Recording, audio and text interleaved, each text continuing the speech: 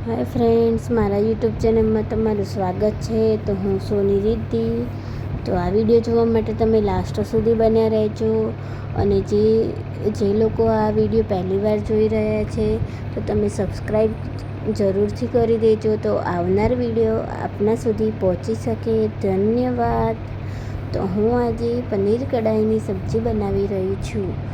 તો મેં કેપ્સિકમ, લસણ, ટામેટાં, ડુંગળી, તમાલપત્ર, લવિંગ, મરિયા એ બધું લઈ લીધું છે અને પનીર લઈ લીધું છે. તો મેં પેન મૂક્યું છે ગેસ પર. 3-4 ચમચી જેટલું ઓઇલ એડ કર્યું છે. ગરમ થઈ જાય એટલે પનીર એડ કરી દેવાનું છે અને સરસ રીતના આપણે સાતળી દેવાનું છે. પછી એને કાઢીને થોડુંક તેલ એડ કરીને ડુંગળી, ટામેટાં, કેપ્સિકમ્સ, લસણ એ બધું ફ્રાય કરી દેવાનું છે.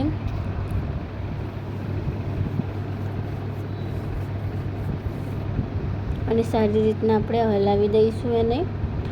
એટલા માટે સારી હલાવી દઈએ અને કૂક થઈ જાય ત્યારે આપણે થોડીક વેજીટેબલ્સ કાઢીને મિક્સરમાં આપણે ક્રશ કરવા મૂકી દેવાનું છે. એકદમ ફાઇન પીસી લેવાનું છે.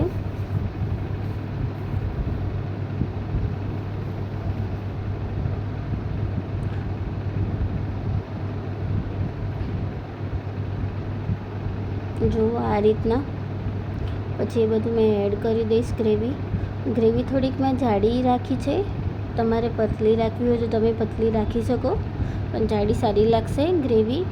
અને પનીર ફ્રાય કર્યા હતા એ એડ કરી દીધા છે. થોડીક વાર ઢાંકી દેવાનું. પછી સ્વાદ પ્રમાણે મરચું, ધાણા જીરું, હળદર, રેડ ચીલી અને કશ્મીરી મરચું એ બધું એડ કરી દીધું છે મેં અને હલાવી દેવાનું છે. અને સ્વાદ અનુસાર મીઠું એડ કર્યું છે મેં અને ગરમ મસાલો એડ કરીને હલાવીને કૂક કરવા મૂકી દઈશ.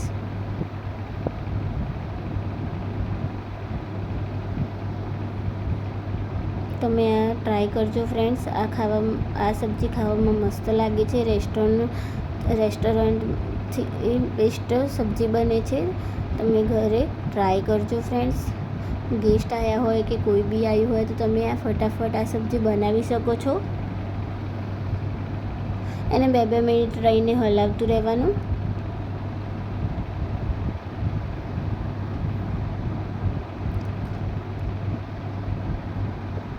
અને હું એનું વઘારિયાથી કરીશ. તેલ એડ કર્યું છે, સ્કીપ કર્યું છે. જીરું, લવિંગ, મરિયા એ બધું એડ કરીને મેં ઉપરથી વઘાર કર્યો છે અને લીલા મરચાં એડ કર્યા છે અને બધું હલાવી દીધું અને પાછું કૂક કરવા મૂકી દીધું. જો ફ્રેન્ડ્સ, આ સરસ કૂક થઈ ગયું છે અને મેં આ સર્વ કર્યો. આ થોડુંક ફાસ્ટ વિડીયો બનાવ્યો છે ફ્રેન્ડ્સ, એટલા માટે બાય.